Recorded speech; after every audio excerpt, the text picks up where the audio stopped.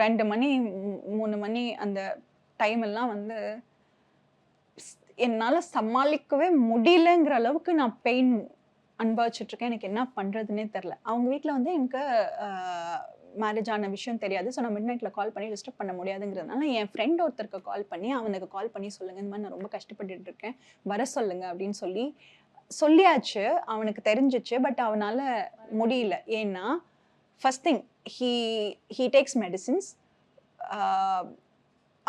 அவங்க வீட்டில் birthday celebration எல்லாம் முடிஞ்சு அவன் போய் தூங்கி அந்த டயர்ட்னஸ் அதெல்லாம் இருந்து, ஸோ அவனுக்கு ஃபுல்லாகவே ரெஜிஸ்டர் ஆகலை, என்ன நடந்துச்சுன்னே தெரியாது. அதுக்கப்புறமா